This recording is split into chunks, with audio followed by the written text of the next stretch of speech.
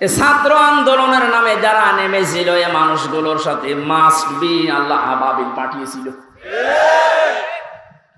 জালেমদের মনের ভেতরে আল্লাহ ভয় তৈরি করে দেন। এ দায়িত্ব কার? আরো জোরে। এটা তৈরি করেন কাদের কারণে? যে মানুষগুলোর ভেতরে ইখলাস আছে যত বেশি, তাকে দেখলে জালেমরা ভয় পায় তত বেশি। আমরা 15 বছর অনেক জালেমকে ভয় পেয়েছি তার অত্যাচারের কারণে, আর আমিরে জামাতকে এখনো জালেমরা ভয় পায় তার তাকওয়ার কারণে। এই জন্য জালেম যারা, তাদের কপাল বড় খারাপ। আপনার দুনিয়াও শেষ, আখিরাত তো শেষই। আমি দোয়া করলেও হবে না জালেমদের জন্য, কারণ আল্লাহু লা ইয়াহদিল কওমাজ জালিমিন। জালেমদেরকে আল্লাহ হেদায়েত দিচ্ছে না, দেবে না। আমরা আর যাই করে যেন জালেম হয়ে না যায়। এই শব্দটা যেহেতু খুব গুরুত্বপূর্ণ, জালেম। আজ অনেক জালেম বিদায় নেওয়ার পরে এখন অনেকে নব্য জালেম হওয়ার জন্য চেষ্টা চালাচ্ছে। গতকালকে চুয়াডাঙ্গার একটা খবর শুনলাম, আমি কোরআনের আয়াতের সাথে মিলিয়ে আশ্চর্য হয়ে গেছি। জালেম বিদায় নিল, এ জালেম আসলো কোত্থেকে? সূরা বাকারার 114 নম্বর আয়াতটা, ওমান আযলামু মিম্মান মানাআ মাসাজিদাল্লাহি আইয়ুযকারা ফীহা ইসমুহু ওয়া সাআ ফী খারাবিহা ইলা আখির আয়াত।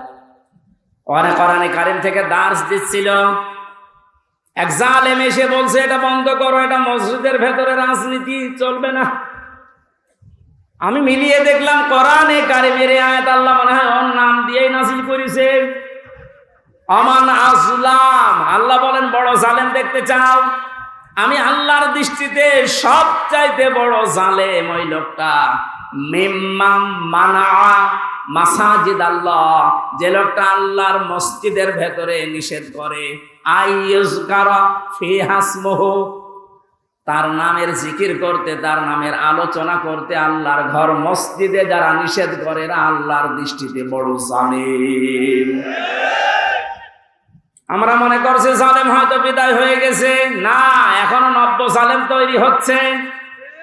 এজন্য জালেম যদি কেউ হয়ে থাকেন, বুঝে হন আর না বুঝে হন, থামেন, আপনার কপালে আগুন লাগবে।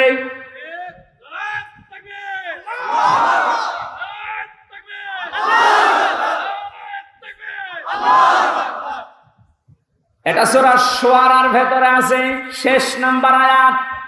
আল্লাহ বলেন অতি শীঘ্রই জালেমরা তাদের পরিণতি, তাদের আশ্রয়স্থল দেখতে পাবে। এই জালেমরা যেমন আজ দেখতে পাচ্ছে, এত বড় দরবেশ কেউ দেখলাম জুলুম করার ফল কি? দাড়ি কেটেও বাঁচতে পারে না। আল্লাহ বলেন জালেমদেরকে আমি ধরি, কারণ জালেমের বিরুদ্ধে আমার মামলা। কার মামলা? শব্দটা লক্ষ্য করেছেন? জালেমের বিরুদ্ধে হামজা মামলা দেবে না, জালেমের বিরুদ্ধে মামলা দেবে কে? ডাক্তার শফিকুর রহমান আজকেও ঘোষণা দিয়েছে কুষ্টিয়ায় যে আমরা সবাইকে সাধারণ ক্ষমা করে দিলাম, কিন্তু যে পরিবারগুলো অত্যাচারিত হয়েছে তারা যদি এখন অত্যাচারের প্রতিশোধ নিতে গিয়ে কিছু করে, ওইটার জন্য আমরা দায়ী না। শব্দটা তো আসলে ঠিক, কারণ ওয়াইন আকাবতুম ফাআকিবু বিমিসলি মা উকিবতুম বি। আল্লাহ বলেন যতটুকু অত্যাচারিত হয় প্রতিশোধ অতটুকু নিতে পারবা। আমার তো যতটুকু মনে হচ্ছে এতটুকু নিলেও জালেমরা দুনিয়ায় টিকে থাকতে পারবে না। আপনাকে ব্যারিস্টার আরমানের মতো 8 বছর যদি মাটির নিচে ওই কবরের ভেতরে রাখা যায়, আপনি যত বড় জালেম হন এমনি মরে যাবেন। আল্লাহ তো বলেছে যতটুকু করেছে অতটুকু করো, আপনি পারবেন।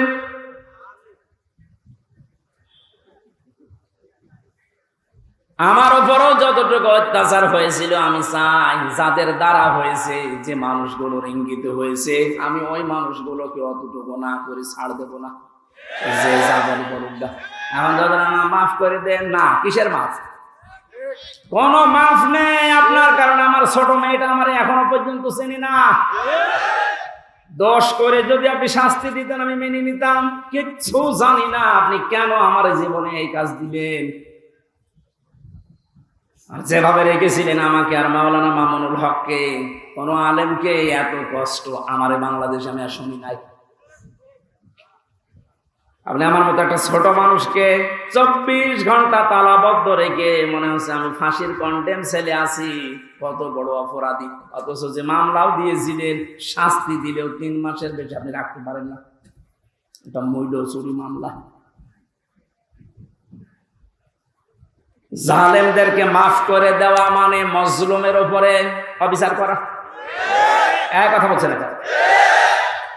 সারা বাংলাদেশের 18 কোটি মানুষকে যদি এই আয়না ঘরের সাথে যারা জড়িত ছিল, সে যেই কয়জনই হোক, যারাই জড়িত এর সাথে, এদেশের 18 কোটি মানুষ যদি মাফ করে দেয়, ব্যারিস্টার আরমানের বউ মাফ করবে না। আপনি ওই জায়গায় থাকলে আপনারও মনে হতো না আমি মাফ করবো না। আপনি যদি প্রথমেই বলে দিতেন যে তাকে আমরা মেরে ফেলেছি, মেয়েটা অন্য জায়গায় বিয়ে করতে পারতো। এক কথা বলছেন না? এমন অবস্থায় রাখলেন তার বউটা বিয়েও করতে পারে না 1টা বছর। যুবতী মেয়ে এভাবে জীবন্ত যৌবন কঠিন বিষয়, আপনি টের পাচ্ছেন না। তাই এটা ঠিক রাখা কত কঠিন বিষয় উনি পার করেছেন। আপনি বলছেন মাফ করে দিন, মাফ করে দিন। মানে আপনার মেয়ে যদি হয়তো, এ কথা তো দুনিয়ার বিষয় না।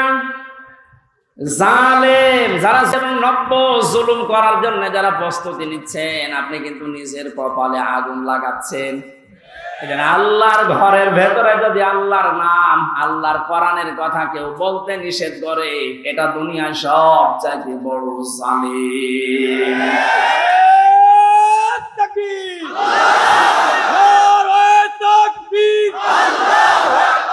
ইসলামের শত্রুরা, ইসলামের শত্রুরা,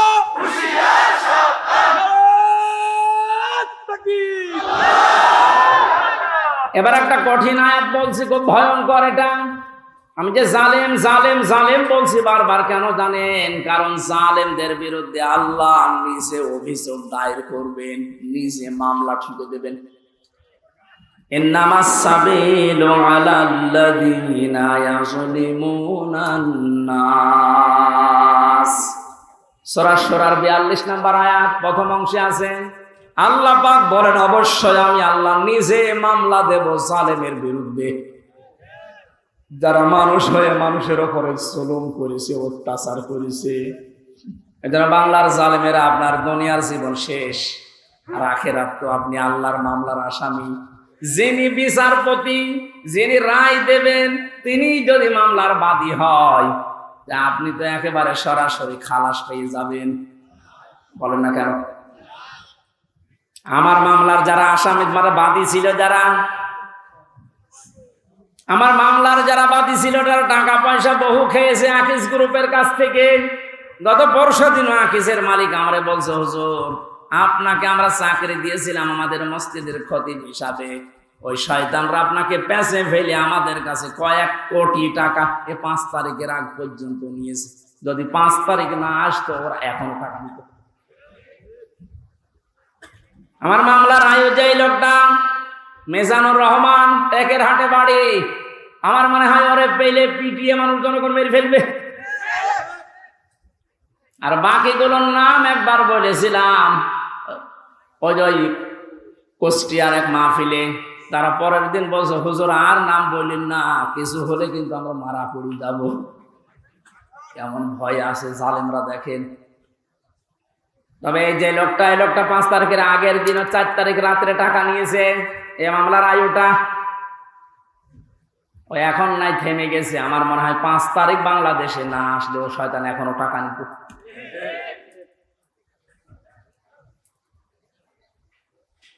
আপনারা তো আল্লাহর মামলার আসামি। আমার মামলা গত বৃহস্পতিবারে সব ঢিসমিস হয়ে গেছে, খারিজ করে দিয়েছে। বিচারপতি দেখে বলছে এটা মামলা হইলো, অথচ ওই বিচারপতি 5 তারিখের আগে বলতো এটা কিছু করা যাবে না। 5 তারিখের পরে এখন এই বৃহস্পতিবারে ও নিজে দেখে বলছে কি বিচার করব, কোনো মাল নেই। অনেক নিজে পড়ে পড়ে দেখছে, বলছে কোনো মাল ম্যাটারেস নেই, কি দেখে বিচার করবো, যা সব বাদ।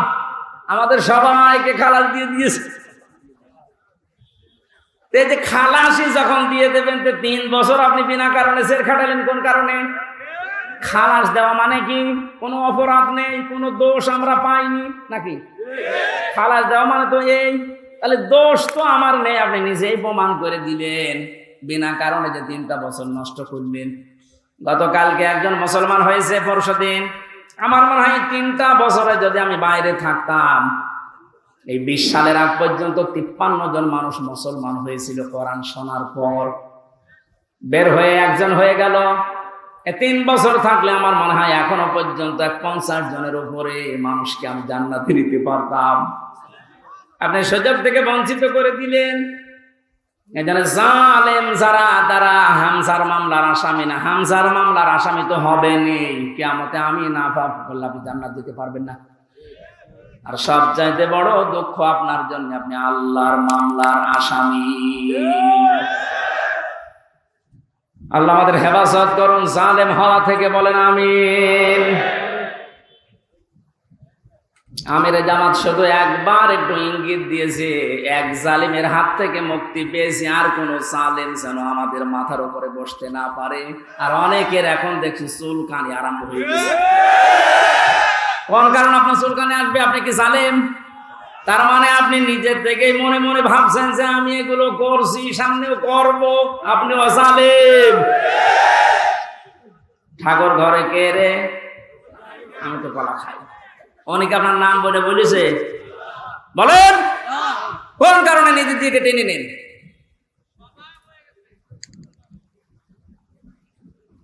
পাপ যদি পূর্ণ হয়ে যায় তখন কিন্তু আল্লাহ আর ছাড় দেয় না।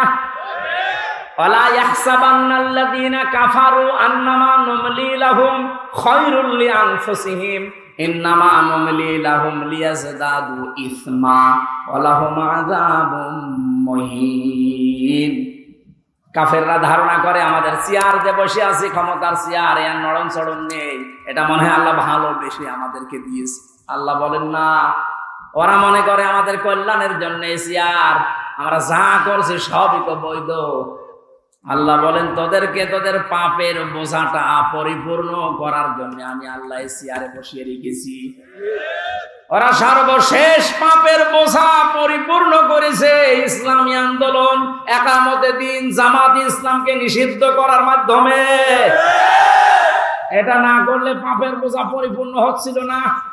যে শয়তানগুলোর পরামর্শ এটা করেছিল, শয়তান এখন সব ডিম খাচ্ছে, সবগুলো ডিম খাচ্ছে, পচা ডিম। কথা বলে না কেন? লিয়াজদাদু ইসমা, ওদের পাপের বোঝা 5 তারিখের আগ পর্যন্ত পূরণ হয়নি। যেই করেছে 1 তারিখে, 4 তারিখের ভেতরে আল্লাহ সব কমপ্লিট করে। ওয়ালাহুম আযাবুম মুহিন, ওদের জন্য অপমানজনক শাস্তি। এর চাইতে আর কত অপমান হবে বলেন? বলছিলেন না তানজিল আহমেদ যে কেক মারছে। আমার মনে হয় আমরাও সুযোগ পাচ্ছি না, সুযোগ পেলে আমরাও 2-1টা দিতাম। কারণ আপনারা যা করেছেন আমার সাথে, কম বেশি এই দেশে যদি 10 জন আলেমকে পরিস্থিতির দিক থেকে, এলেম আমল না, শুধু পরিস্থিতির দিক থেকে 10 জন মানুষকে সারা বাংলাদেশে চেনে, তার ভেতরে আমি একজন। পেটের ভেতর থেকে শুনতে শুনতে আসে যে হামজা বলে একজন আছে।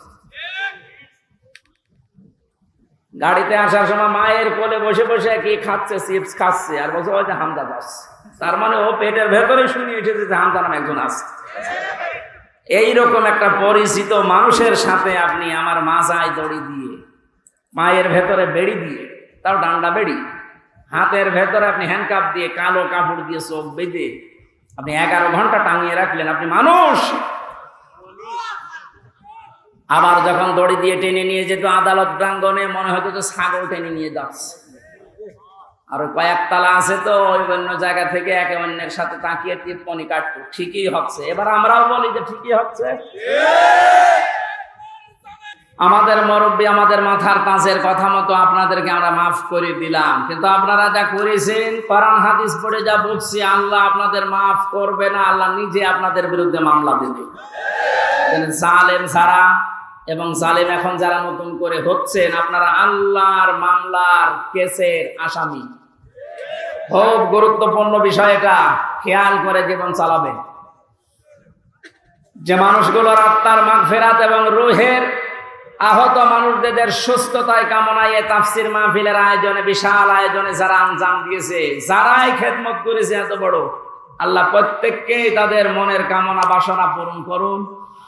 আমরা বারবার বলছি, আমরা কিন্তু এখনো পর্যন্ত বিজয় অর্জন করতে পারি নাই, আমরা শুধুমাত্র স্বাধীন হয়েছি কেবল।